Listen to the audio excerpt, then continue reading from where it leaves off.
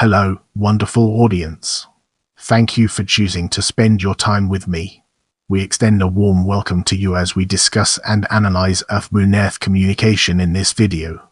Earth-Moon-Earth communication (EME), also known as moon bounce, is a radio communications technique that relies on the propagation of radio waves from an Earth-based transmitter directed via reflection from the surface of the moon back to an Earth-based receiver. Moving on to the next segment, we have history. The use of the moon as a passive communications satellite was proposed by W. J. Bray of the British General Post Office in 1940. It was calculated that with available microwave transmission powers and low-noise receivers, it would be possible to beam microwave signals up from Earth and reflect them off the moon. It was thought that at least one voice channel would be possible. Radar reflections off the moon were received and recognized as such in 1943 during German experiments with radio measurement equipment, as reported by Dr. Ing. W. Stepp in Der Seewert magazine. Stepp noted a perturbation, which appeared, had a duration of several impulses and larger impulse strength than the strongest nearby targets. It didn't appear until about 2 seconds after switching on the transmitter and disappeared pulsatingly correspondingly later after switching it off. But the rest of the echo image appeared and disappeared at the instance of switching the transmitter on off. The perturbation only occurred when the antenna was aimed to the east, and it disappeared immediately upon a major change of direction, but reappeared only about 2 seconds after rotating back to the original direction. Apparently we had detected the rising moon behind the clouds with the equipment. It explained the gradual disappearance of the impulses by the reflecting body slowly moving out of the strongly focused, horizontally aimed beam, as it rises above the horizon. It was not until the close of World War II, however, that techniques specifically intended for the purpose of bouncing radar waves off the moon to demonstrate their potential use in defense, communication, and radar astronomy were developed. The first successful attempt was carried out at Fort Monmouth, New Jersey, on January 10, 1946, by a group code-named Project Diana, headed by John H. DeWitt. It was followed less than a month later, on February 6, 1946, by a second successful attempt by a Hungarian group led by Zoltán Bay. The communication moon relay project that followed led to more practical uses, including a teletype link between the naval base at Pearl Harbor, Hawaii, and United States Navy headquarters in Washington, District of Columbia in the days before communications satellites. A link free of the vagaries of ionospheric propagation was revolutionary. The development of communication satellites in the ERS made this technique obsolete.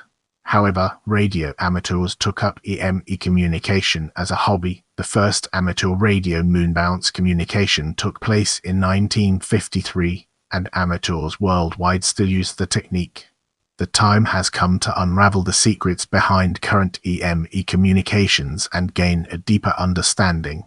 Amateur radio ham operators utilize EME for two-way communications. EME presents significant challenges to amateur operators interested in weak signal communication. EME provides the longest communications path any two stations on Earth can use. Amateur frequency bands from 15 to 47 have been used successfully, but most EME communications are on the 2 meter, 70 centimeter, or 23 centimeter bands. Common modulation modes are continuous wave with Morse code, digital IT, and when the link budgets allow, voice. Recent advances in digital signal processing have allowed EME contacts, admittedly with low data rate, to take place with powers in the order of 100 watts and a single Yojuda antenna. World Moon Bounce Day, June 29, 2009, was created by Echoes of Apollo and celebrated worldwide as an event preceding the 40th anniversary of the Apollo 11 moon landing. A highlight of the celebrations was an interview via the moon with Apollo 8 astronaut Bill Anders, who was also part of the backup crew for Apollo 11. The University of Tasmania in Australia with their 26-meter 85 dish were able to bounce a data signal off the surface of the moon, which was received by a large dish in the Netherlands, WikipediaReader Radio Observatory.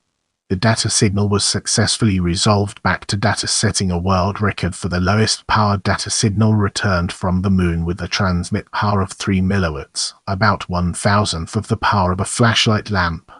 The second World Moon Bounce Day was April 17, 2010, coinciding with the 40th anniversary of the conclusion of the Apollo 13 mission. In October 2009, media artist Daniela De Paulus proposed to the CAMRAS Radio Amateur Association based at the WikipediaReader Radio Observatory to use moon bounce for a live image transmission performance. As a result of her proposal, in December 2009, CAMRAS radio operator Jan van Noorwijk and radio operator Daniel Gauci made the first image transmission via the moon using the open-source software MMSSTV. De Paulus called the innovative technology visual moon bounce, and since 2010 she has been using it in several of her art projects, including the live performance called OPTICKS, during which digital images are sent to the moon and back in real time and projected live. With the foundation laid, let's embark on a journey into echo delay and time spread. Radio waves propagate in vacuum at the speed of light, c. exactly 299,792,458 ms. Propagation time to the moon and back ranges from 2.4 to 2.7 seconds, with an average of 2.56 seconds. The average distance from Earth to the moon is 384,400 km. The moon is nearly spherical, and its radius corresponds to about 5.8 milliseconds of wave travel time. The trailing parts of an echo, reflected from irregular surface features near the edge of the lunar disk, are delayed from the leading edge by as much as twice this value. Most of the moon's surface appears relatively smooth at the typical microwave wavelengths used for amateur EME. Most amateurs do EME contacts below 6 Ks, and differences in the moon's reflectivity are somewhat hard to discern above 1s. Lunar reflections are by nature quasi-specular, like those from a shiny ball bearing. The power useful for communication is mostly reflected from a small region near the center of the disk. The effective time spread of an echo amounts to no more than 0.1 ms. Antenna polarization for EME stations must consider that reflection from a smooth surface preserves linear polarization but reverses the sense of circular polarizations. At shorter wavelengths, the lunar surface appears increasingly rough, so reflections at 10s and above contain a significant diffuse component as well as a quasi-specular component. The diffuse component is depolarized and can be viewed as a source of low-level system noise. Significant portions of the diffuse component arise from regions farther out toward the lunar rim. The median time spread can then be as much as several milliseconds. In all practical cases, however, time spreading is small enough that it does not cause significant smearing of CW keying or intersymbol interference in the slowly keyed modulations commonly used for digital EME. The diffused component may appear as significant noise at higher message data rates. EME time spreading does have one very significant effect. Signal components reflected from different parts of the lunar surface travel different distances and arrive at Earth with random phase relationships. As the relative geometry of the transmitting station, receiving station, and reflecting lunar surface changes, signal components sometimes add and sometimes cancel, depending on their phase relationship, creating large amplitude fluctuations in the received signal. These libration fading amplitude variations are well correlated over the coherence bandwidth, typically a few Ks. The libration fading components are related to the time spread of reflected signals. As we enter this new phase, let's analyze modulation types and frequencies for EME from different angles and evaluate its significance. VHSCW it TURB, UHSCW it SSB, microH SSB, In the upcoming section, we'll be dissecting other factors influencing EME communications and exploring its implications in greater detail. Doppler effect at 140 forms band is 300 at moonrise or moonset. The Doppler offset reduces to around 0 when the moon is overhead. At other frequencies, other Doppler offsets will exist. At moonrise, return signals will be shifted approximately 300 higher in frequency. As the moon traverses the sky to a point due south or due north, the Doppler effect approaches 0. By moonset, they are shifted 300 lower. Doppler effects cause many problems when tuning into and locking onto signals from the moon. Polarization effects can reduce the strength of received signals. One component is the geometrical alignment of the transmitting and receiving antennas. Many antennas produce a preferred plane of polarization. Transmitting and receiving station antennas may not be aligned from the perspective of an observer on the moon. This component is fixed by the alignment of the antennas, and stations may include a facility to rotate antennas to adjust polarization. Another component is Faraday rotation on the Earth-Moon-Earth path. The plane of polarization of radio waves rotates as they pass through ionized layers of the Earth's atmosphere.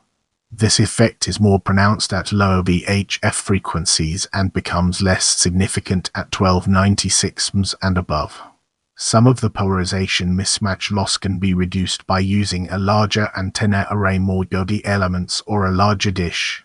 With our curiosity piqued, let's embark on a dedicated exploration of gallery and its fascinating intricacies. Imaging of an array of 8 Yodi antennas for 140 forms EME at Evk, Balearic Islands, Spain. Imagems a part of 140 forms EME antenna array at Warpy in California, US. Imaging dish antenna for microwave EME work at Warpy, California, US. Images UHF EME antenna dish antenna for UHF EME at EFS, Milan, Italy. Firestbeam EME antenna radio antenna array used for Earth-Moon-Earth communication on 140 forms. Location Kilafors in central Sweden. Firestbeam EME antenna radio antenna array used for Earth-Moon-Earth communication on 140 forms. Location central Sweden. Firestbeam EME antenna radio antenna array used for Earth-Moon-Earth communication on 140 forms. Location Staffanstorp, southern Sweden. Don't forget to check out my other videos for more valuable content.